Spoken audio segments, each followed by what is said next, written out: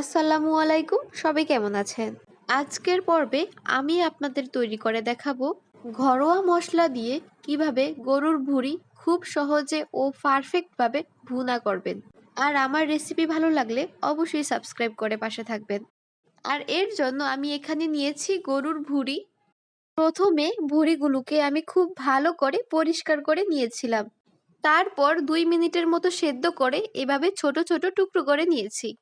এখন চুলায় বসিয়ে আমি এর মধ্যে দিয়ে দিচ্ছি 1 চা চামচ হলুদের গুঁড়া, আর দিয়ে দিচ্ছি 1 চা চামচ মরিচের গুঁড়া, আর এর মধ্যে দিয়ে দিচ্ছি এই পরিমাণ লবণ। এখন লবণ দিলে লবণটা খুব সুন্দরভাবে ভুঁড়ির ভিতর ঢুকে যাবে।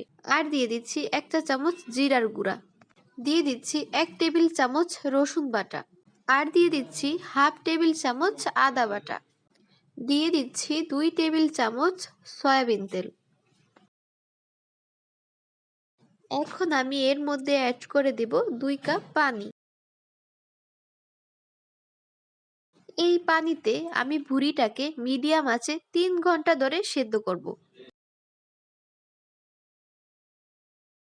একটু নেড়ে চেড়ে পানির পরিমাণ বুঝে আমি আবারও অ্যাড করে দিচ্ছি 1 কাপ পানি। আমি এখানে 1.5 কেজি ভুঁড়ি নিয়েছিলাম, তার মানে দেখা গেছে 1.5 কেজি ভুঁড়ির জন্য 3 কাপ পানির প্রয়োজন। এখন ঢাকনা দিয়ে ঢেকে মিডিয়াম আঁচে আমি সেদ্ধ করব 3 ঘন্টার জন্য। ফিরে এলাম 3 ঘন্টা পর। এখন দেখুন পানি পুরোপুরি শুকিয়ে গেছে, আর ভুঁড়িটাও সফট হয়ে গেছে। আমার এখানে 3 ঘন্টা 10 মিনিটের মতো সময় লাগছে। আর সময়টা সম্পূর্ণ ডিপেন্ড করে আপনার চুলার আঁচের উপর। এখন একটু নেড়ে চেড়ে আমি চুলাটা অফ করে দেব। এবার অন্য একটি প্যানে আমি দিয়ে দিচ্ছি 1/4 কাপ সয়াবিন তেল। তেল একটু গরম হলে আমি এর মধ্যে দিয়ে দিচ্ছি 1 কাপ পেঁয়াজ কুচি। এখন আমি পেঁয়াজটাকে একটু ভেজে নিচ্ছি। পেঁয়াজ একটু ভেজে আমি এর মধ্যে অ্যাড করে দেব সামান্য লবণ। এই অবস্থায় লবণটা একটু সাবধানে দিতে হবে, কারণ ভুঁড়ি সেদ্ধ করার সময় ভুঁড়িতে লবণ দেওয়া হয়েছিল। তাই এমনভাবে লবণ দিতে হবে যেন রান্নার পরেও লবণের স্বাদ ঠিক থাকে। এখন দিয়ে দিচ্ছি 1 টেবিল চামচ রসুন বাটা। রসুনটাকে একটু পেঁয়াজের সাথে ভেজে নিয়ে আমি এর মধ্যে দিয়ে দেব 1 টেবিল চামচ আদা বাটা।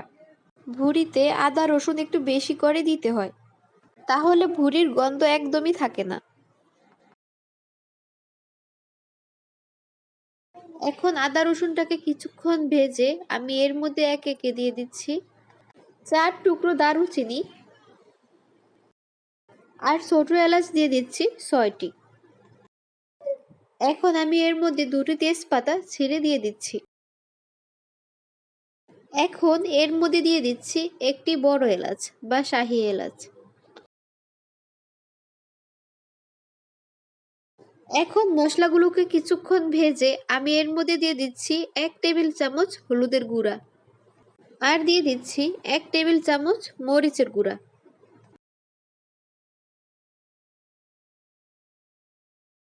কিছুক্ষণ ভেজে আমি এর মধ্যে দিয়ে দিচ্ছি 1 টেবিল চামচ জিরার গুঁড়া।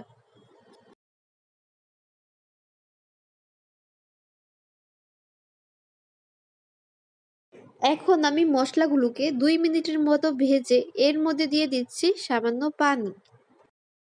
এখন পানির সাথে মশলাগুলো মিক্সড করে আমি মশলাগুলোকে কিছুক্ষণ কষাবো।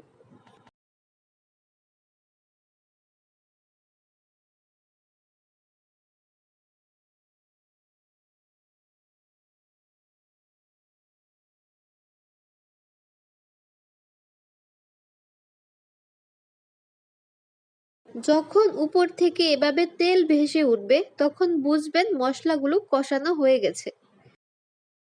মশলাগুলো কষানো হয়ে গেলে আমি এর মধ্যে ভুঁড়িগুলো দিয়ে দেব।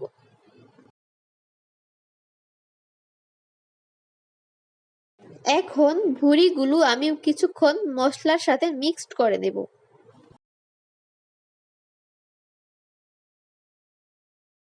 মিক্সড করা হয়ে গেলে আমি ঢাকনা দিয়ে ঢেকে মিডিয়াম আঁচে রান্না করব 5 থেকে 7 মিনিটের জন্য।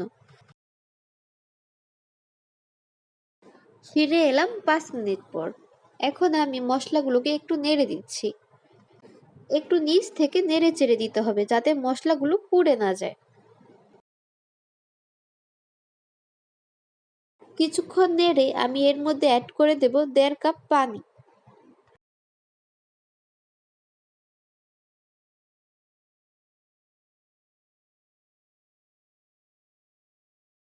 এখন ঢাকনা দিয়ে ঢেকে আমি মিডিয়াম আঁচে রান্না করব 5 মিনিটের জন্য।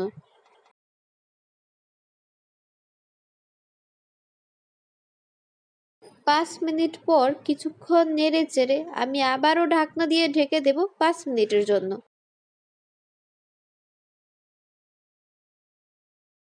ফিরে এলাম 5 মিনিট পর। এখন দেখুন পানি একদম শুকিয়ে গেছে আর তেল ভেসে উঠেছে। এভাবে আমি কিছুক্ষণ ভুঁড়িটাকে ভালো করে নেড়ে চেড়ে ভেজে নেব। যখন দেখবেন পানি একদম শুকিয়ে গেছে তখন বুঝবেন ভুঁড়ি ভুনা হয়ে গেছে। আর চেষ্টা করবেন যাতে পানি সম্পূর্ণ শুকিয়ে যায়, আর পানি থাকলে ভুঁড়িটা খেতে ভালো লাগবে না। এখন আমি চুলাটা অফ করে দেব। আর আমার রেসিপি ভালো লাগলে অবশ্যই সাবস্ক্রাইব করে পাশে থাকবেন।